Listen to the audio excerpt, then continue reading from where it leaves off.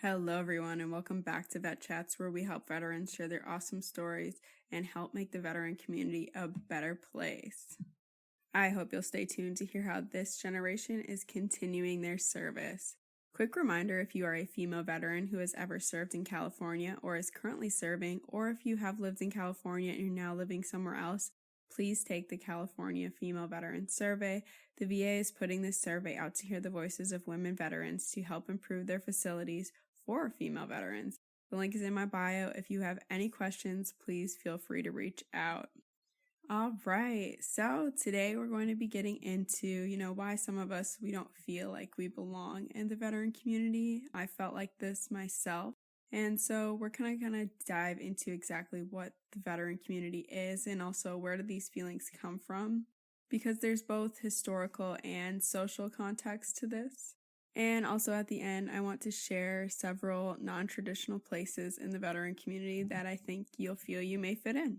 So historically, the majority of American veterans have been straight white males. The largest majority of veterans served in times of mass conflict, World War I, World War II, Korea, Vietnam, and Hollywood's kind of portrayed countless movies and media about these stereotypical veterans, and it's really imprinted on our society, the image of what a veteran may be, which also kind of is something that we put on ourselves, because I know I didn't feel like a veteran as a 22-year-old woman when I got out. It took me some time to, put that identity on myself and be like, okay, a veteran can look like this because I'd never seen one that looked like this.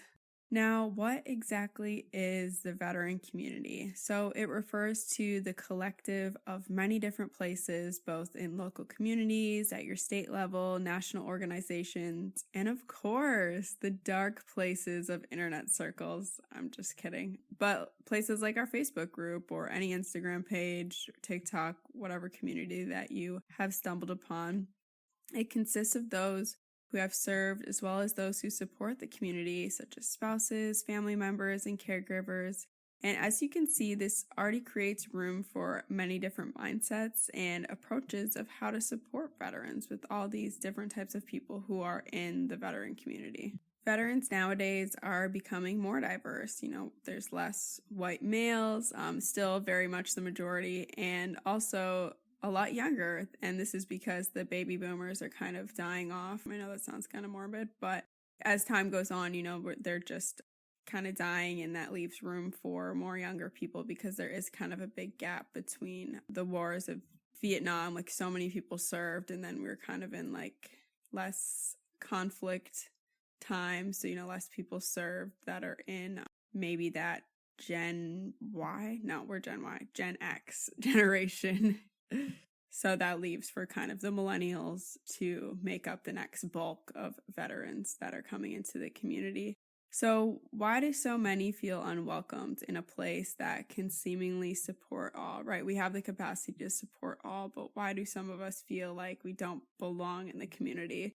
Well, it kind of has to do with the institutions that are already in place. So the oldest and largest veteran service organizations are the VFW and especially the American Legion, and they were created to serve the veteran coming home from war. These institutions have been kind of notorious for being old boys clubs, with many of them centered around a bar and activities that fit the agenda of retirement age folks. And that's not the case at every one because they are kind of independently operated, but I hear many of these complaints whenever we kind of have these discussions, especially in the Facebook group.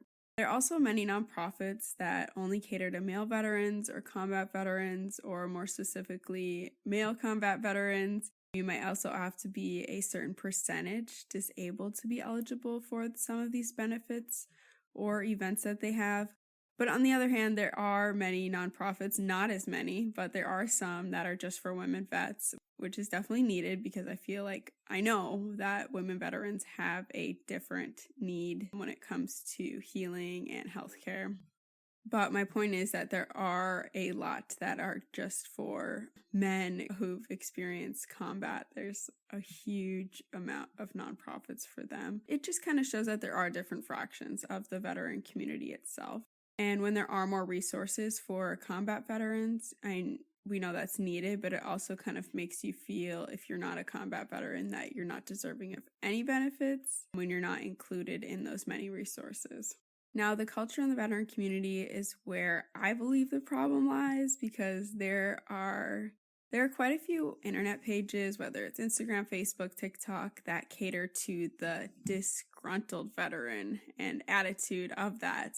And that, in my opinion, really limits growth, and it keeps the veteran in the "my best days were behind me" attitude. They don't want to talk about real issues, and they need to keep the "I'm tough" mentality. And some of these pages are pretty sexist. They talk down to women, or maybe not the page itself, but those in the comments talk down to women, and they can also be racist, as well as many off-color jokes, as they write off as dark humor, which of course makes anyone who doesn't subscribe to that feel very uncomfortable, or really anyone that has integrity and just knows that that's not what we're doing anymore. We are kind of getting away from those types of mindsets.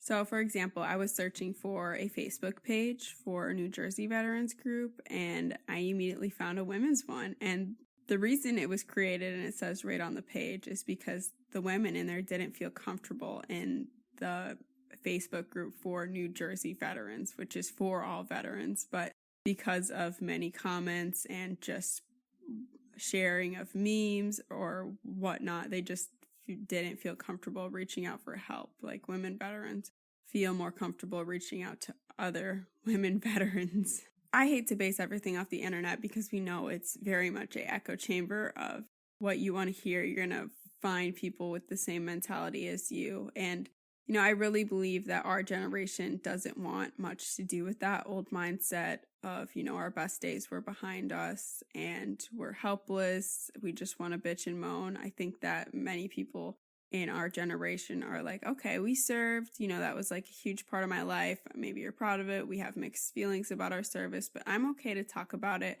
And I'm also here to make myself better, as well as those around me that I served with. So we really understand diversity and being professional.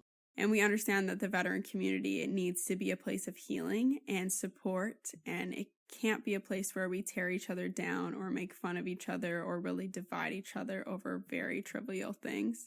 And I believe our Facebook group does just that, and we've kind of worked our asses off to weed out people who want to challenge that and make it a place to tear down or blame others. And it's the first place that I'm going to plug here at the end, which is the Millennial Veterans.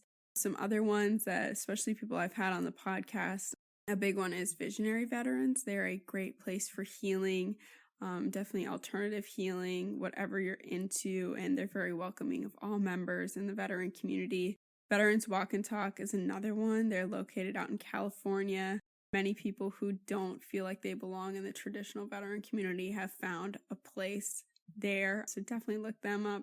Also, check out JP, the veteran coach. He's on Instagram, TikTok, he's all over. He has a great community, and he just posts a lot of stuff about, changing the culture in the veteran community.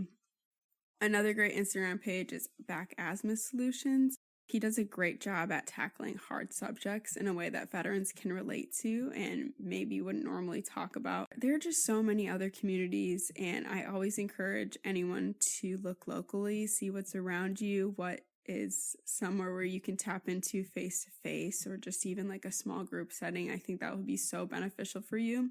And whatever you're into, there's a veteran community for it. Don't be afraid to reach out. Also, I think one of the best parts about being a veteran is to have a community that you can instantly plug into. So don't deny yourself those organic connections, and always feel like you can reach out for help. As always, thank you so much for listening. I hope you enjoyed this episode. I'd love to hear from you, and I hope you have a great week, and we'll see you Sunday on the IG Live.